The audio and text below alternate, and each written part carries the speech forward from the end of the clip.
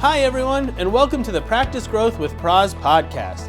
I'm your host, Pras Murthy, CFO and co-founder at Dr. Multimedia, where for the last 10 years I've been helping practices grow all across the country. We started this podcast so we could dive deeper into the issues around practice growth, from online marketing to the way you run your business. We know doctors are busy people and you don't have a lot of time to study these kinds of topics, so we're hoping this audio podcast makes it really easy to stay up to date with what's going around the country. We'll be interviewing top doctors, successful practice managers, and other experts in the field. Without further ado, let's get started. So you signed up with Dr. Multimedia and launched your new website. Great, but now what? Today we want to look at the 5 things that you should do once your website's up and running.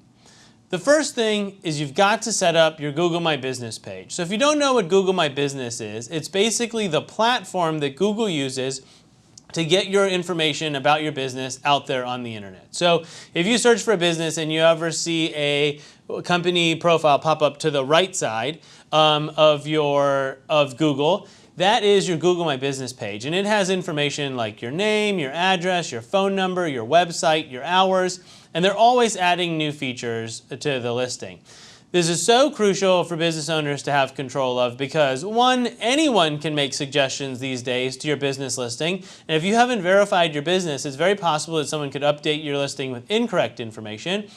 But 2, the Google Business Dashboard gives you a wealth of information about activity, not just to your website, but actually about Google searches in general. So if you don't know what I'm talking about, or if you've never done this before, when you find yourself on Google, it'll often say, own this business, ? Click here to verify, or verify now. And what you want to do is you want to follow that prompt, and usually it'll give you one of 2 options. Either they will call your business line and give you a code that you then need to enter, or they will mail you a postcard, a much slower process, but they'll mail you a postcard and that will have a code on it that you'll enter in and get verified. So what you're trying to do is basically verify that you actually own the business and should have control over the Google business listing. Now, if you have this service with us here at Dr. Multimedia, we certainly take care of that for you. We'll work hand in hand with verifying it. But regardless of what we do or don't do for you, every business owner, every practice owner should have access and control over their Google My Business. The insights that you can get by accessing the reports in that portal are just unbelievable. You can see how many people are calling you, how many people are getting directions, how many people are seeing you organically versus paid, how many are looking at you on the map versus the regular listings. It just goes on, and it's the #1 tool that you need to properly assess how you're doing on Google. And of course, most importantly, you need that information to be right so that when people do try to contact you, it's got the right phone number. If they try to get directions, it's got the right address. And if they're trying to figure out if you're open, most importantly, that it's got the right hours. A lot of you have probably been on Google Maps looking for a business, and you'll see the Google Maps will display if you're open or closed. It's just basing that off of the information that they have. So if your information's wrong and it says you're closed when you're really open, you're definitely leaving some clients on the table. The next thing you want to do, if you've got everything up and running, is make sure all your social media pages are set up.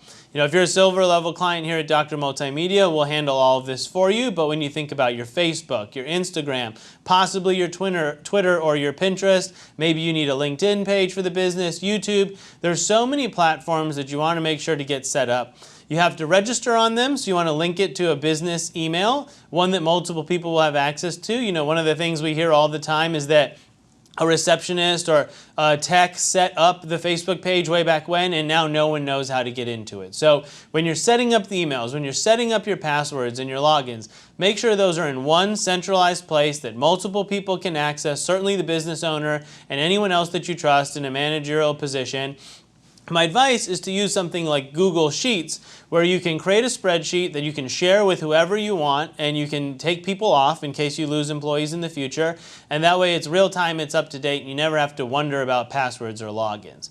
Once you've got the pages set up, then there's a lot of information to fill out. It's kind of like your Google business page, where you don't want someone on your Facebook profile looking at incorrect information, old websites. wrong addresses, incorrect phone numbers. You don't want to have any of those things. So make sure you go through every box. You know, Facebook is always changing. They're always offering you new opportunities to provide information.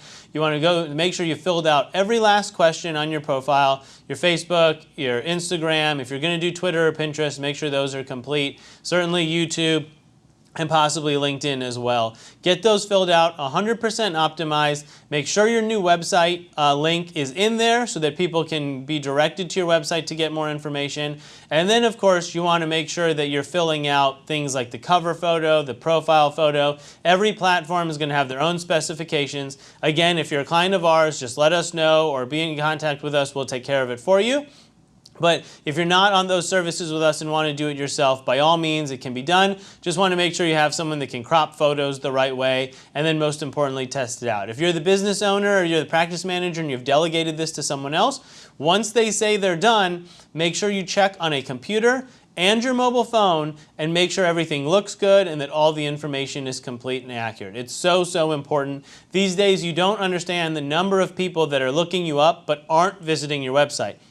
They're just getting all the information they know about you from your Yelp page, from your Google page, from your Facebook page, and you want to make sure those are all active and consistent. Now, the third thing that you should be doing once you've got your website up and running is collecting email addresses. This sounds simple. You know, I imagine a lot of you have it on your patient intake form or your client intake form, a spot for an email. But are people filling it out, and are you being vigilant about updating your old records? Once you've got your online presence rolling with us here at Dr. Multimedia, you want the biggest reach you can get. That's why you're doing social media. It's why you're getting reviews. It's why you're trying to rank higher on Google. You want to reach as many people as you can. So the problem is, if you're not reaching your current clients, that's an issue. I mean, think about how you're watching this video. It's because we've got your email address and we sent it to you to take a look and learn a little something about online marketing today. So the idea is your record should be complete. So obviously you have some patients or clients that have been coming to you for years and years, maybe even before they had an email address. Those spots might be blank in your patient files. Extremely important to always be updating them. Make sure that the front desk knows that if someone comes through and there's not an email on file, to get one. People are much more willing to share that with you now than they were 10 years ago or 5 years ago.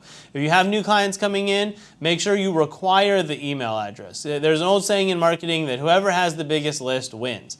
And while there's more to it than that, it's certainly still a very important feature and a way to reach people and keep them up to date. So collect emails, do anything you can to generate emails. We hear practices all the time, do fundraisers or events in the community, or they're sponsoring things. If you're out in public and you're interacting with people and you're not collecting email addresses, you're making a huge mistake. Have a raffle, have a giveaway, or even just offer them information, but collect the email address so that you have it and that your list is always growing. So, so important.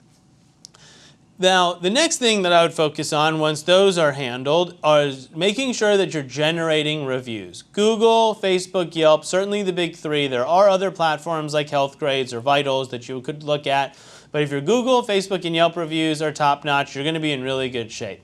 So again, if you're a gold or above client at Dr. Multimedia, we're handling your reviews. We're doing a lot of this for you already, but you want to make sure you're consistently generating reviews. You want to make sure the website links and makes it easy to leave you a review on whatever platform you're focusing on. You want to get your whole staff involved. You want to incentivize your staff to be collecting reviews, making sure every patient had a wonderful experience, and if they did, see if they have 15 seconds to leave you a review. Really collecting that feedback. You know, it's not a situation where because you have a 5.0 you can stop, or because you have a lot of reviews you can stop. It's a situation where every day, every week, you want to be adding reviews to your overall portfolio and your overall total. It should be a consistent thing that's rolling in. So there are lots of tools, third-party companies that will try to get you reviews by text messaging your clients or emailing them. Those can help, but nothing beats good old-fashioned asking happy patients in the moment while they're at their practice to leave some feedback and let you know how you're doing. Getting the staff involved, having some fun team incentives, having contests, all of those can help keep this interesting and keep it fun and enjoyable, but you want to make sure as a business owner that you're constantly worried about how many reviews you have and always increasing it. It's funny, the practices that I have 400 or 500 reviews, you would think might be the most laid back about it, but actually they're the most intense about collecting reviews because they realize it's important and they realize it never ends and they have a huge lead on everybody else and they don't want to give it up and they don't want anyone to be able to catch up to them. So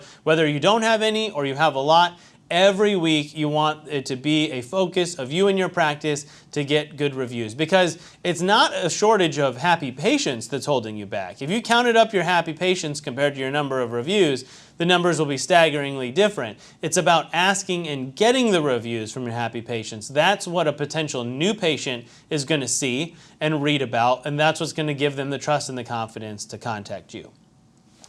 And lastly, if you've got everything up and running and you've got the website turned on, your social media is in good shape, you're getting reviews, you're collecting email addresses, now it's time to focus on Google Ads. Simply put, Google gives you the ability to pay to show up for certain keywords or search terms that are important to you and have your website and your listing rank at the top in the ad section above the map, really that highest visibility, and especially on a mobile device, it takes up the entire first screen. So once you're proud of your online presence, now you need to share it. And one of the easiest ways to do that is through Google advertising, also now called Google Ads. And the idea is that you pay per click. So your ad shows up, hopefully you can offer a really great incentive or a new client special to draw people in. And when people click on it, you pay a small amount of money, and whatever your monthly budget is, it keeps getting used up day after day until it kind of runs out each day because enough people have clicked on your ad, and then it turns off. But Google Ads are a phenomenal way to draw traffic to your website, get the word out about your practice and your new website, and also capture leads. If you can get people to fill out a form or give you a call through the ad, you actually get new people interested. And in today's world where people are making decisions in mere seconds, they're not reading very much, if you're showing up at the top or you're at the sponsored section or you're on the map, you have a much better chance of someone contacting you who's looking for a solution. And when you throw on top of that a new client special or a new patient special, now you really win out in terms of giving people a reason to contact you. So really, really effective. No matter what service level you are here at Dr. Multimedia, we can run Google Ads for you. So if you have any questions about that, if you're curious how much you should be spending, if you're running ads on your own and you want to know how well they're doing, give us a call, contact us, click the button below, and we'll schedule a consultation to go through it with you, look at keywords in your area, look at search popularity, and see how your practice could benefit from Google advertising. So 5 different ways, 5 different things that you should be doing once your website has launched. All different aspects, from setting up a profile on Google to getting your social media going, creating an email list and adding to it every day, getting reviews, and then finally preparing yourself to run those Google ads. No matter what your problem or issue or concern might be, if you have a question, just click the button below in this email and we'll be happy to schedule a time to chat with you. We can go over your account, make sure you're getting the most out of our services. You know, a lot of our clients, they just don't know how much is available to them. You know, the world of online marketing is changing all the time. There's always new features, there's always new capabilities. And so if you signed up with us a long time ago, there may be a whole bunch of things that we could be doing for you that you don't even know about. And it's our job to make sure you have the best online presence you can, which is why we're bringing you all of this information. You can do all of these things yourself, no problem. But if you need our help, just reach out and give us a call. Thank you for tuning in to another episode of Practice Growth with Pras. I'm your host, Pras Murthy, and if you have any questions or comments, please visit us at drmultimedia.com. Also, be sure to like us on Facebook, follow us on Instagram, and subscribe to our YouTube channel. We're constantly sharing new content as part of our mission to take online marketing topics and make them relevant to your practice. And if you like what you heard, please tell a friend and leave us a review on Apple Podcast or Spotify. Thanks so much for listening, and we can't wait to do it again.